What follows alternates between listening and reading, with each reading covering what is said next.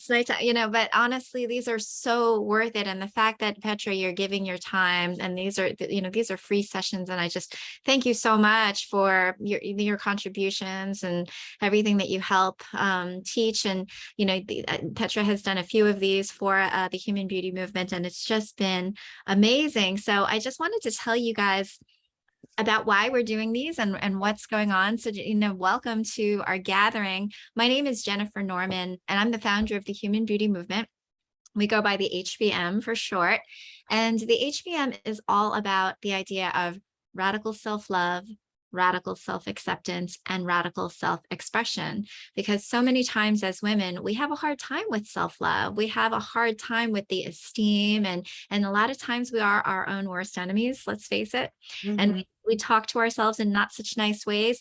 And then we get intimidated by self-expressing. And so here we are, we create these safe gatherings, these places where we support each other. We get together and we know that it is okay. And we learn from each other. We go through these healing processes. We come away feeling a little bit better than when we started.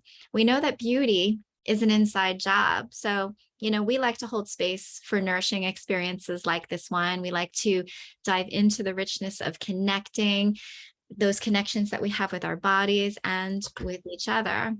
So tonight's session is called Self-Care Beyond Bubble Baths, a mindful approach to emotional eating, led by our wonderful host, Petra. And I'd love to tell you all about Petra. Petra Beumer is the founder of the Mindful Eating Institute. She's equipped with a master's degree in behavioral psychology. She's a mindful eating and emotional self-care expert with over 2 decades in counseling, health, and wellness experience. Petra's work is unique because she combines cognitive behavioral therapy with mindfulness and self-compassion practices. So welcome, everyone. Petra, I'll turn it over to you. Thank you so much for the introduction, and welcome, everyone. I'm glad you're here, Heather, Julie, and Cecilia. And Cecilia, is it okay to, can we see you? It makes it more fun and more lively. Are you okay with turning your camera on? If not, no worries. Okay, let me tell you a little bit more about why I created these workshops and why my approach to weight loss and emotional eating is the opposite of dieting.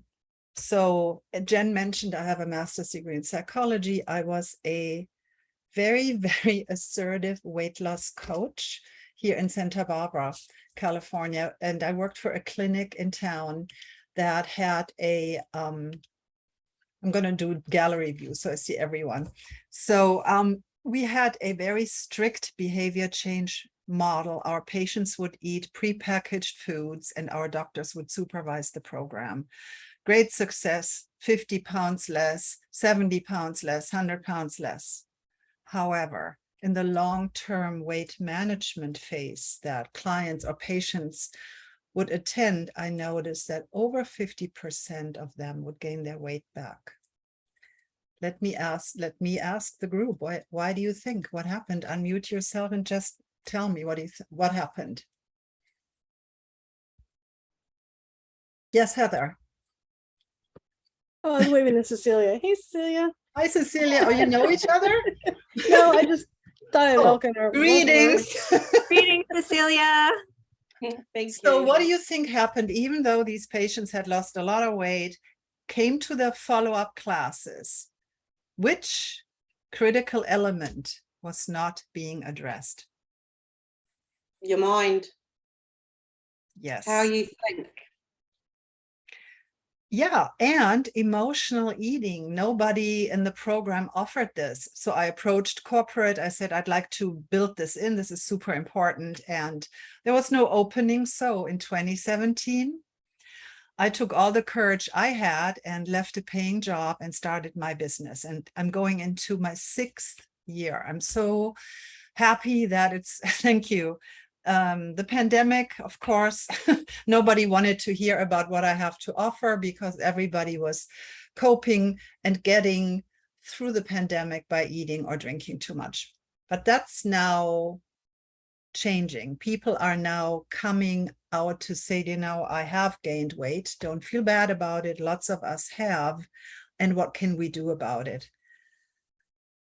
Research confirms diets don't work. They work short term. We all know this, right? So it's a seductive promise. It's a $60 billion industry. So people are even, there's this newer one, Noom. They claim they address emotional eating. And I don't want to badmouth them if it works for people, but it's really not an in-depth approach. So I have developed a program where I take a deeper dive into the core emotions that trigger emotional eating. So again, I want to ask the group, what are some of the emotional triggers, and know that this is a safe place? What causes you to eat when you're not physically hungry? Anybody? Boredom. Boredom, Stress. stress, for sure. Anything else? I also Trauma. think like loneliness. Trauma. Yeah, Yeah. trauma, yes. So of course diets cannot work. You know, it's like putting oil in a car and you know the car really needs a new motor.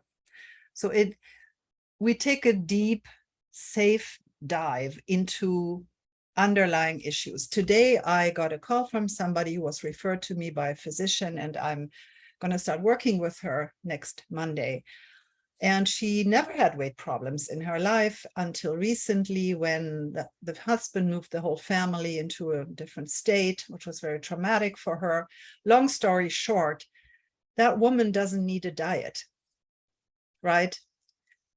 So I truly believe none of us needs more discipline. We all need more nurturing. Now, as women, we're so good at nurturing everyone else. And I teach all my clients to become the person you needed the most.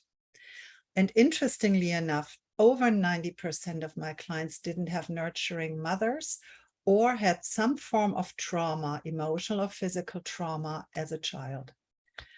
So if food has been a comforter, a protector, or a stress manager for 20 years, let's say, or even 30 in some cases, this cannot just go away and heal in 3 to 4 weeks, right? This takes a longer approach, a very gentle approach, and learning how to self-soothe as if you were comforting a little girl. I often say to my clients, what if I came over and I brought you a foster child and she is a little bit overweight, she struggles with her emotional eating. So what would you do for her?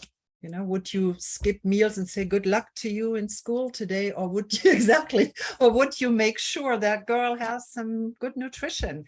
And if you noticed she was stressed, anxious, or too tired, you would probably take care of her. So imagine that you deserve the same care and kindness that you would offer a very good friend or a child. So the title Self-Care Beyond Bubble Baths comes from one of my favorite, most profound quotes by a poet named Brianna Wiest. And she says, true self-care is not soft baths and chocolate cake. It's making the choice to build a life you don't need to regularly escape from. Powerful. Yes. So I have a few bullet points I want to cover, but before I do this, if you feel comfortable putting in the chat box, if you could describe your relationship with food in one word, and also your relationship with your body, maybe one word that comes to mind. So I can maybe customize the talk even more.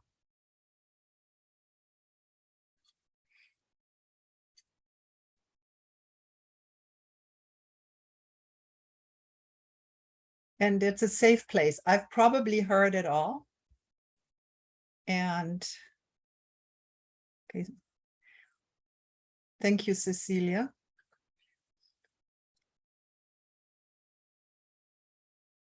Mm-hmm. Yes. Thank you, Heather. And Cecilia, do you want to share? Or you already did, sorry.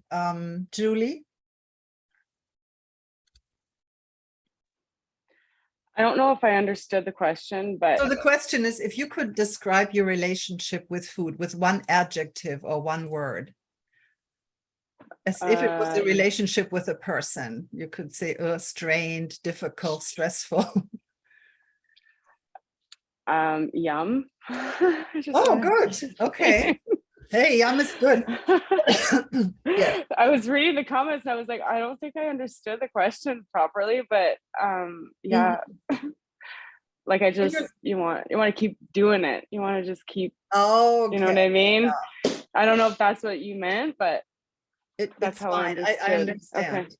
So let me hopefully present a few points that you can take home, so into your heart, that will help you change this from fear and loathing and being disappointed or being hard on yourself to being kinder and more gentle. Okay, so thank you for that. I feel self-care, of course, bubble baths are awesome, mani-pedis are awesome, getting our hair done. However, I find in my work that some of my clients have not found their voice. They haven't been able to access their core power, their inner power, and therefore swallow their feelings and maybe eat instead of feel or express. Invitation is say no when you mean no, say yes when you mean yes, and say maybe, I don't know yet, when that's up for you. Again, as if you were coaching a young one. You would say to her, you have the right to think about it. You have the right to say no. You have the right to say yes if it feels good. So always trust your gut, obviously. And also setting good boundaries. And I read once, boundaries don't have to be electric fences, which I really love. Some people don't know how to say, you know, I appreciate the offer and I'm choosing not to, or this isn't working for me. You don't have to bring out the sword. If you speak your truth from the heart, the other usually can hear it. They may not like it, but they can hear it. So give yourself the gift of authenticity. Speak your truth from the heart. Any comments or questions so far? Because I'm throwing a lot of deep stuff at you now. So far, so good? Okay. Also, super important is carving out time just for you. Allowing yourself to take breaks and rest. I had a session with a very high achiever gentleman earlier, and we ended the session a little bit early, and I said, I'd like you to use the last 10 minutes just to do something for you. And he said, well, I usually would just jump back on my emails and finish. I said, no, you're not allowed. And we sat there via Zoom, and he said, oh, I have an idea. I could take the long way home. I could take the back roads. I'm like, okay, you know, just carving out time for ourselves is super, super important. I've noticed in my work, people who are maxed out, maybe have overpromised or feel like they have to deliver too much. Saying yes to yourself and your needs is very important. So putting yourself first in line to receive your love and care. The statement, give yourself the oxygen first. I'm sure you've all heard it. So meaningful, not always easy to do. Another favorite quote of mine is by Brené Brown. She is the vulnerability researcher, and she says, it takes courage to say yes to rest and play in a culture where exhaustion is seen as a status symbol. in my own circle of friends. Now, I'm from Germany. Half of my life I've lived there, and then half of my life I lived in Santa Barbara, California. So I'm noticing the huge change between cultures. Germans push hard, work super hard, but man, we know how to unplug and play. You may not think that, but it's really, really true. We defend our free time. In my inner circle of friends, they even work when they're sick. That makes me so sad.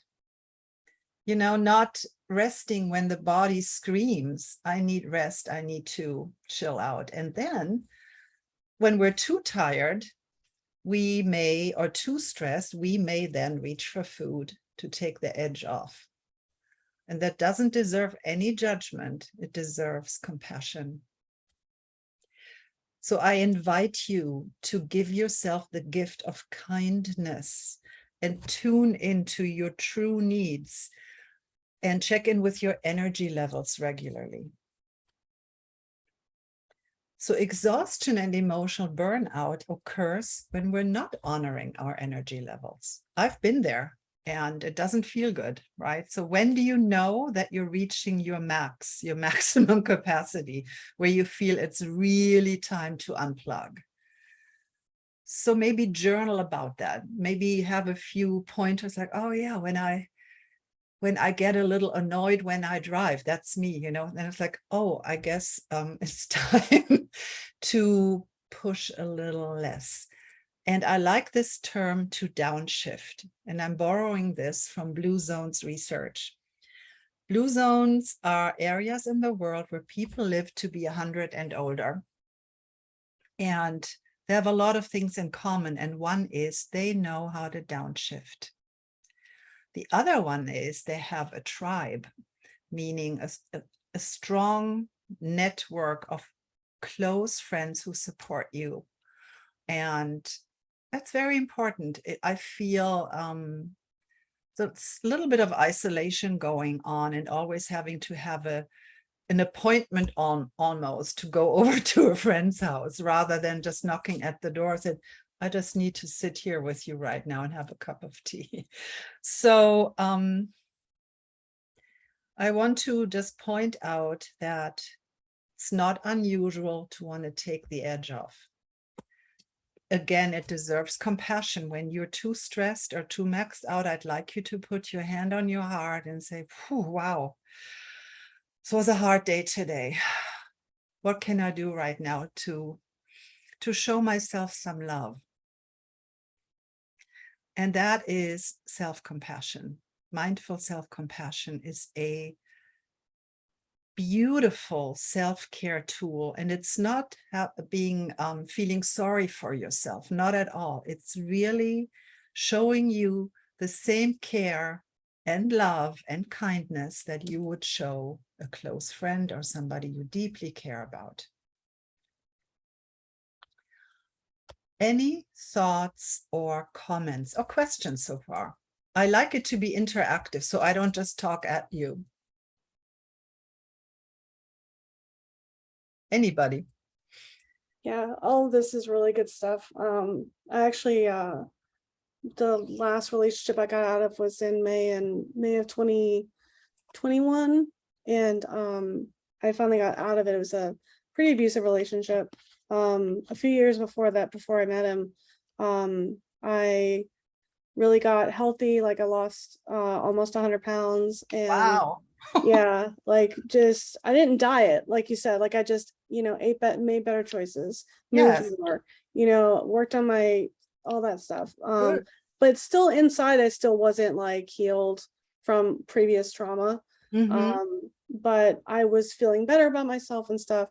But then when I got in that relationship, it just really took its toll because he was pretty controlling and manipulative.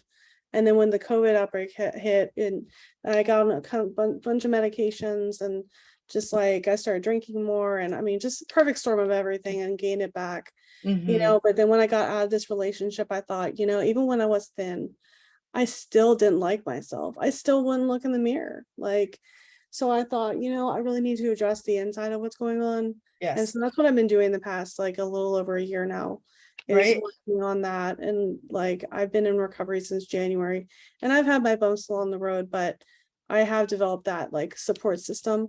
But through that journey, like I've heard all of these things, and it's like, I really need to work on soul now. You know, this is like soul care time, the emotional Yes. eating and stuff like that. And That's these, why I'm here. I mean, it's interesting. Thank you for being so open and vulnerable. So I'm going to be the same. The reason I had the courage and to start my own business was one of my relationships ended, and it was very, very, very painful. And I got heart symptoms. I got cardiac symptoms because I had a broken heart.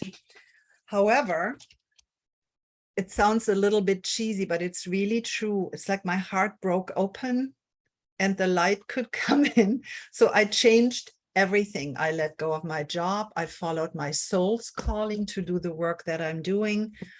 And even the obstacles, even the painful, or especially the painful lessons, are very, very important. So I thank him now, because it catapulted me into this work. And it's important to get support. I got some counseling for a while to heal. So also embracing our bodies the way they are, thin, not thin, doesn't matter. If you haven't watched the documentary Embrace, I'd really, really like you to watch it. It used to be on Netflix. I don't know where it is now. So Embrace is very, very eye-opening and interesting. And so thank you for saying that. And I'm glad you're working on that. So Julie, how are you doing right now? Is this all resonating with you, or at least a little bit?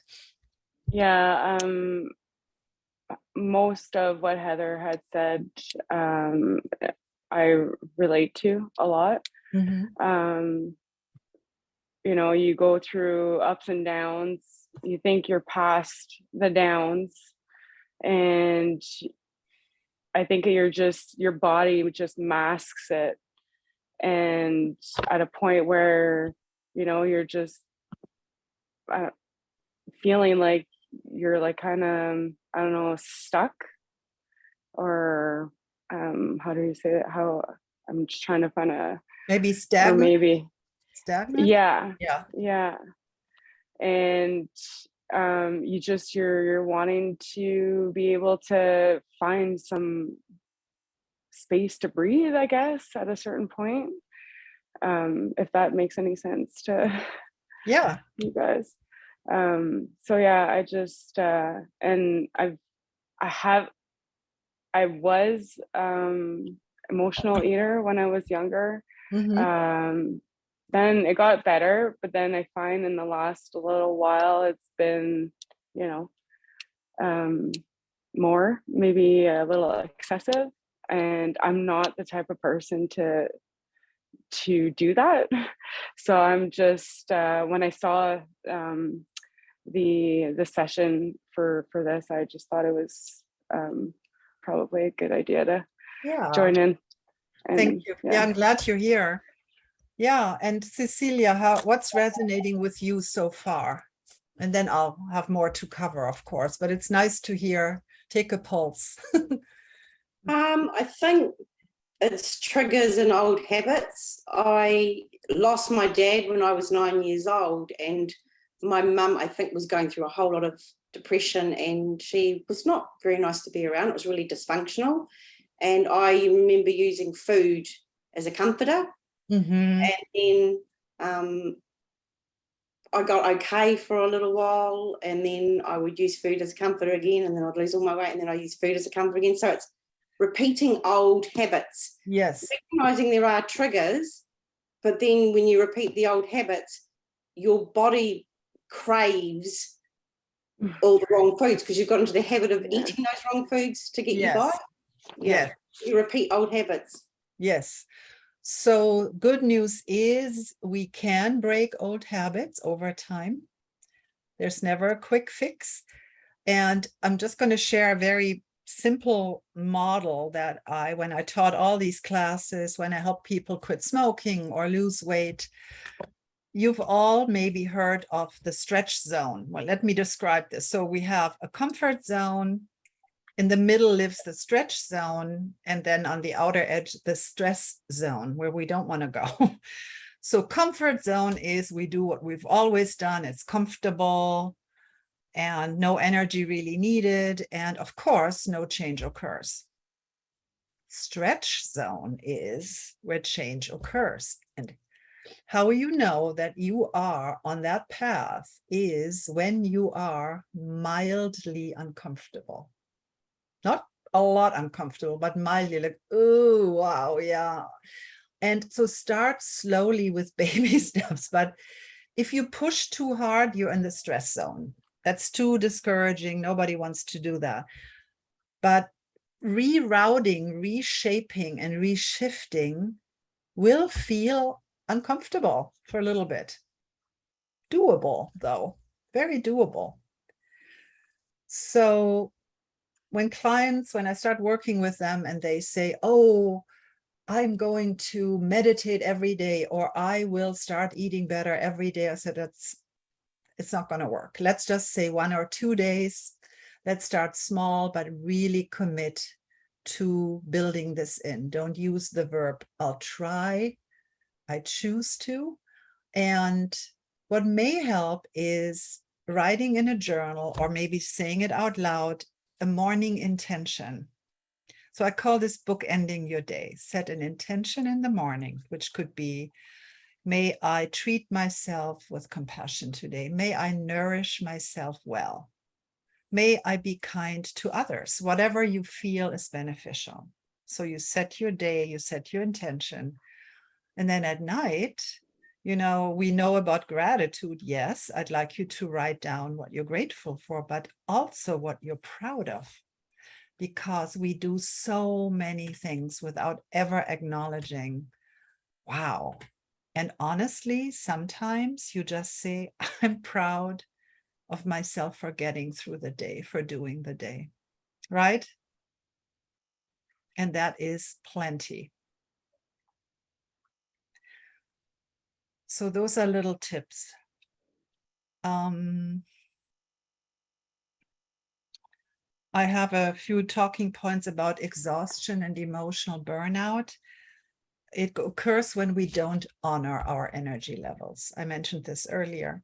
Also, financial stressors and financial challenges can be super stressful. Toxic, quote unquote, relationships in work or life.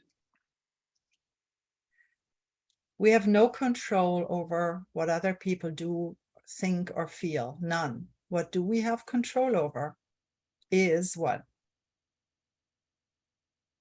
How we feel, how we want to control what our reactions or actions will be. And sometimes that is not easy to do because we get triggered. And when we get triggered, that again deserves our compassion. I'm bringing this up over and over again. What would you say to a child that is upset? Yeah. You shouldn't be upset. No, you would say, what's upsetting, honey? Tell me, right? Somebody, I'm sorry, I interrupted. Oh, you're fine. No, go ahead. I actually have 2 kids. I have 2 boys. They're 15 and 11. And my ex, their dad and I, we divorced, but we actually have great relationship now, 10 years later. Mhm. He's been remarried, and I learned forgiveness very early on in that process, Mhm. and putting the boys first above anything else. And that's why we have the relationship we have now. Yes. Thank God. But one of the things that I grew up with was 2 parents that worked all the time. And so I was left alone with my sister I didn't get along with. Yeah. And so I didn't have that nurturing like you were talking about earlier. And so when he and I were together and the kids would get upset, he would yell at them, instead of, my kid's dad would yell at them instead of like trying to figure out what's going on. And so I totally relate to that. Like, when you're telling someone just to be quiet or if someone tells me, you need to calm down, like that's not gonna happen. Like I'm gonna do the opposite of So, that. and here's another thing that I've learned. I mean, I'm much older than all of you. I don't know, maybe, I'm guessing maybe Cecilia and I are kind of the same age. In any case, the older ones, it took me years to learn, and here's the kicker, it's really not easy, but it's a beautiful practice, navigating the emotions, the difficult emotions, and not running away from them. And I've noticed when I'm very fearful or anxious or stressed, if I actually sit there and look the dragon in the eye, and I say, what are you telling me? What is going on? What do you need? All of a sudden, it's more like a baby dragon that needs something. So not running away and always wanting to feel good is crazy, doesn't exist. We need to learn to feel all of our feelings with compassion, and obviously not getting lost in them. If some feelings are too powerful and too strong, let's say somebody's too depressed or too anxious, you need a therapist and a physician, obviously. You can't meditate everything away. So, but for just daily mood management, it's befriend your emotions. They're just messengers. Yeah, I want to feel good all the time. Yeah, unfortunately, that's not happening. So, yeah, that I just wanted to throw that out. Also, we talk a lot about being present, mindfulness. It's very difficult. Thanks, Heather, for writing something. Breathing. Be mindful when you catch yourself ruminating about the past. That may cause depression or feelings of sadness, or tensing against the future that isn't even happening yet. How do you bring yourself back to the present moment? The breath, noticing what's around you in this moment, labeling your thinking as thinking, and coming back to what's right in front of you. Even brushing our teeth, washing a coffee cup. I feel right now we're all pretty present. I have a feeling we're there, we're in the moment. I mean, at least I am. I get the feeling you all are. So I don't worry about what was or what will be. Practicing presence is critical. So meditating a little bit more, or even a meditative walk, grounding yourself regularly, very important. We talked, Julie mentioned, yeah, I come back to what's in my power when somebody maybe attacks me verbally. So what's in our power? I wrote down being more present, living with intention. Also building in mindful short breaks so we can have like resting stations throughout the day. We don't want to burn out. And Heather is writing grounding helps, 5 things: touch, taste, smell. Heather, can you be my co-facilitator tonight? You have really good stuff. Thank you. It's really important to bring yourself back to the moment and what's in front of me right now. Very good. And I want to elaborate a little bit more how we would coach. Some of you have children, I don't, but I have an inner child, I have an inner little girl. So how would you comfort a child in distress? What tone of voice would you use? What gestures? Here's some tiny, beautiful practices. Do this with me. Hold your face lovingly and feel the warmth of your hands. And now imagine if you were upset, if you could hold your face and just say, honey, I've got you. It's a tough moment. We'll get through this. As if you were holding the face of a sweet little girl or boy. What advice and guidance would you offer so we can induce a relaxation response by holding our face gently? Also, we've done this before, Jen, touching the area above our eyebrows and just moving the stress away or the tension or fear. And you can move stress and anxiety down from the upper arms and really shake that off. Like let it go. So you have a few simple tools to navigate an emotional state.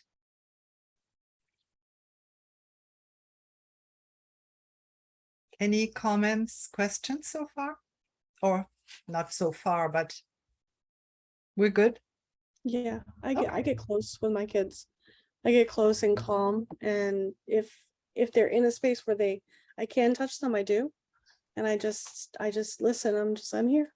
Whatever's going on, I'm here. Yes, exactly. And we need the same thing, even though we may be older, we have the same needs. We really, really do. So, self-care is complex and it includes also now very on a behavioral level, feeding our bodies well. There is no perfect recipe, or I'm not into dieting at all, but we know fresh veggies are good, leafy greens are good, lots of water is good.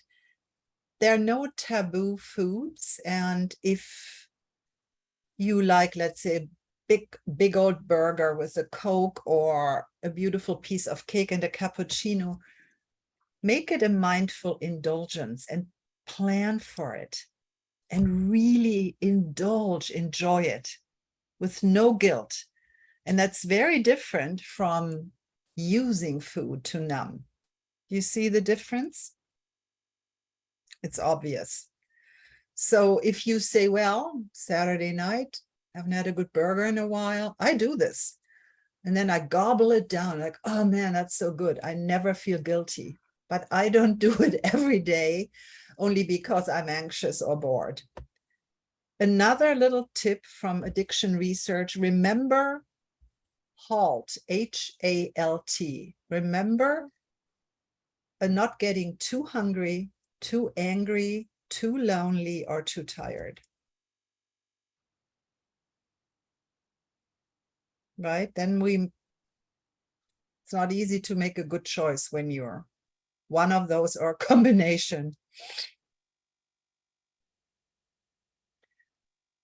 Another self-care ritual is that I recommend not watching the news before going to bed or any heavy, dark movies, because we actually do take that into our dreams, even though they say, oh, it's just a movie. Well, the subconscious mind doesn't differentiate.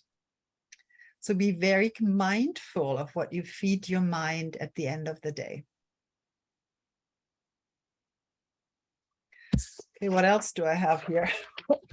Let's see. Yeah, so I personally have on my bedside some inspirational literature, maybe something by Tara Brach, the meditation teacher, or somebody that inspires you, maybe something that makes you see the bigger picture. That really helps me. I like Pema Chodron. She's a Buddhist nun. She has beautiful teachings. And if I have one chapter, I think about like, okay, and then I drift off to sleep. So that's what I do.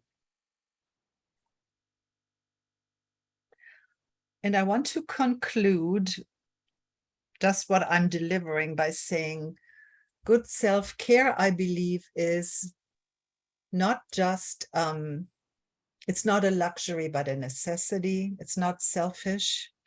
And self-care and kindness starts with us. The kinder we are with ourselves, the more that will radiate out into the world. I really believe that. And Heather has on her nightstand coloring books and markers and inspirational apps. Which ones do you like? Which inspirational apps, Heather? I have a few. The one I've got see, my mindfulness, one is called mindfulness. Yes. Another one's called balance. And then I also have serenity as well. So I've got different mindfulness things. Excellent. You're Mhm. doing good work. I'm just trying not to do everything on my phone. Like I'm really trying to have things here. Like the coloring books are mainly when I feel anxiety, so that I can the way that I see is I'm pulling the anxious energy, and I'm physically putting it on paper. Absolutely. Very good. I want to teach you Dr. Kristen Neff's self-compassion exercise. Kristen Neff is a researcher who has studied and she's teaching all over the world self-compassion exercises, and she's one of my heroes. And so I'd like us to practice this right now. If you're up for it, it's brief, it's sweet. And I'd like you again to close your eyes for a moment. Take a few beautiful deep breaths in and out. I'm not looking at you, my eyes are closed as well.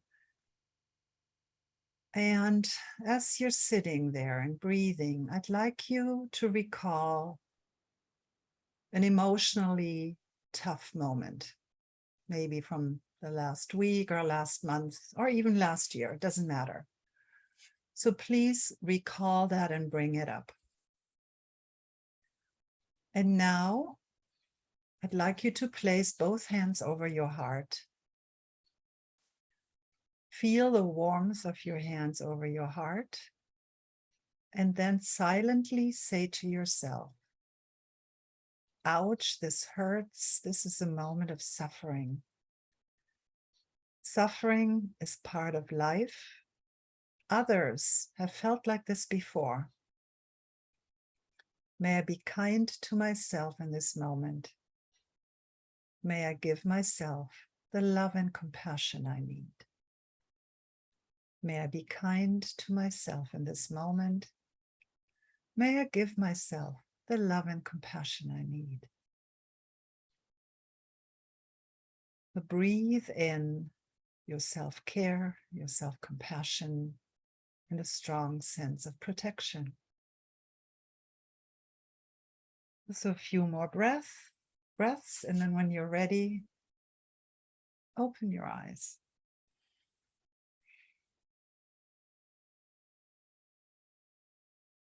How did it go?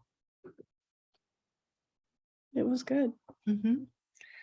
I use it regularly. It has become part of my self-care. It's in my self-care toolbox.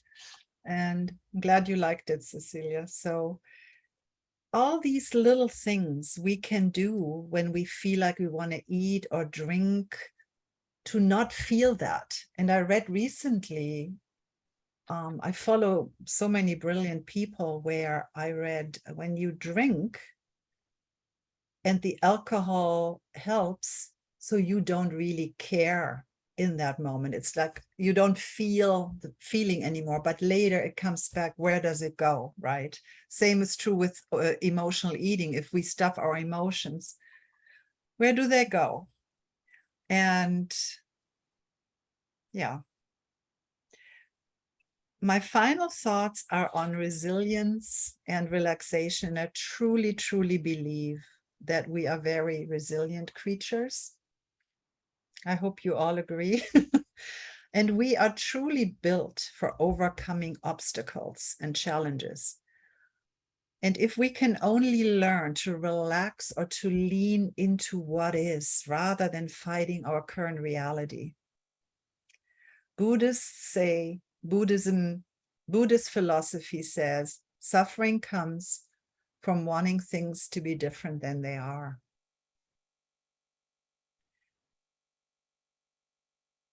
What's important is gratitude, showing gratitude, doing something nice for somebody else, and contributing somehow to the greater good, which Jen is doing with her human beauty movement. It's huge. And I feel that's a life well lived. I have two beautiful poems I want to read to you before we end. But let's just take a moment. I presented pretty deep stuff, I feel, and probably takes a while for you to kind of digest it and work with it, and whatever resonated with you, nurture that like a little seed, like a little plant, and say, okay, that really sounded like something I could do. Okay.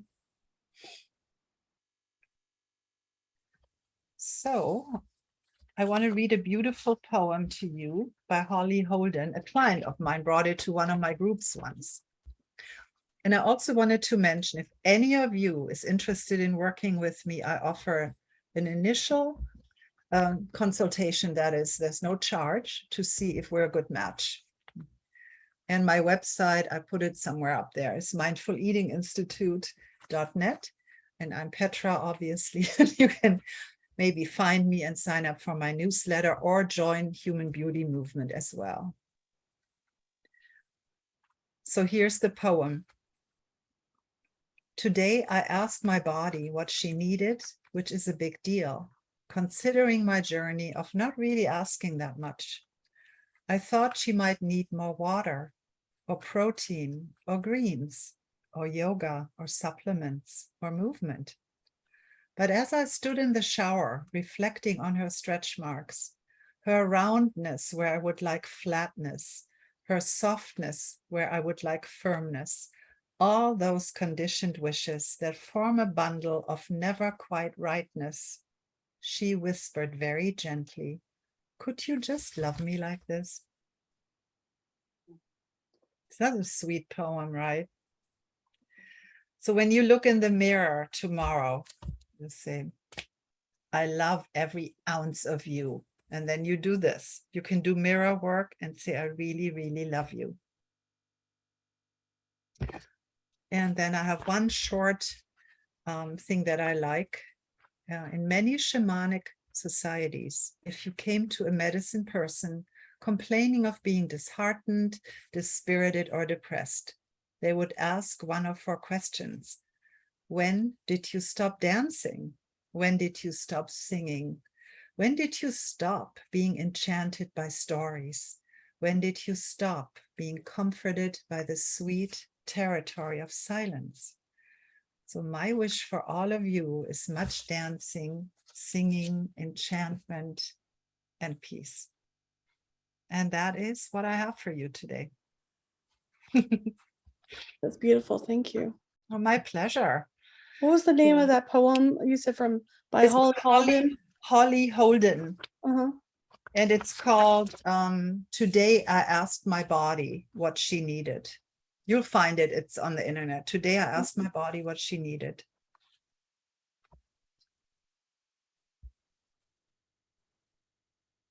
So how did we do? I think we did well. Is it possible maybe to that little speech that you were giving us, but for us to give ourselves? Is there like Which speech somewhere now? the one where we were putting our hands on our heart? Oh, Is that something you just come up with, or no, it's yourself? it's actually on, it's on the website. I'll text it. It's Okay. hold on, I have to look up the website real quick. I think it's selfcompassion.org. Okay. I hope. Let me just double check.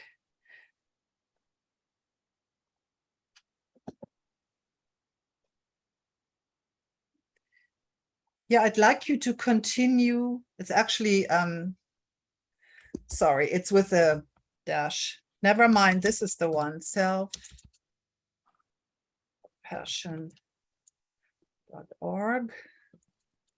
I could only type. And the researcher is Kristen Neff. How do you spell? I'm typing it, Kristen Neff, N-E-F-F, PhD. So this one I'm gonna, don't use the first one, use the one with the dash. Was that called a dash? I don't know. Yeah. Hyphen. Hyphen, thank you. See, my German brain, when it's 7 o'clock, never mind. But I have That works compassion for too. myself. So I like her, get her book, get her podcast, anything relating to self-compassion is worth gold. Mm, my goodness. Well, Petra, thank you so much. Thank you so much for guiding us tonight. I think that this was lovely. Julie, Heather, Cecilia, to have you here. It's just such an honor to feel your energy and your compassion for each other in this circle and for yourselves. I know that you being here is so meaningful. You taking this time for yourself to continue to nourish yourself, your mind, body, soul, spirit, all of that, as well as your connection with other like-minded women who are here in your corner. We are all here together and we're going through this thing called life, walking each other home, as it were. So, I just wanted to say, if you enjoyed this session, please spread the word, let everybody know. We thrive by word of mouth. We would love for more and more people to know about the human beauty movement, to know about Petra's work. You can join our community. It is right here. I believe, Cecilia, you just recently joined, which is nice to have you in the community. Thanks so much. It was nice to welcome you. We do have lots and lots of wonderful new events coming up. Some of them are free, so please take a look at our Eventbrite page and see what resonates with you. We do also have some wonderful, valuable, exclusive content and some new workshops, which are not expensive, maybe $25 a pop, but they're so worth it. We actually have one really fascinating one tomorrow night. If you guys do have some time, it's an art class.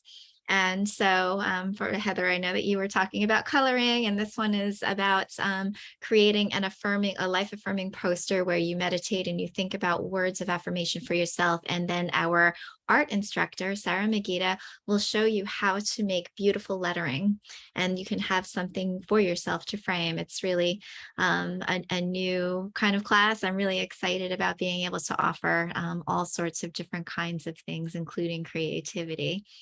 And I do invite you to consider a one-on-one session with Petra with her information, which was above. She was kind enough to provide her phone number as well, because she does life-changing work, and she is like a spiritual mother, I think. I take it. Thank you. Truly, you just That have resonates with me because I'm going to be 64 and you're such so a sweet and kind I'm empath. turning into a mother figure. I never thought it would happen, but thank you. Well, there you go. I take it. All right, my dears. I wish everybody a wonderful, wonderful evening and a wonderful rest of your week. Take good Thank care. you so much. Bye, everyone. Thank you. Bye, everybody. Bye. Bye. Bye. Bye.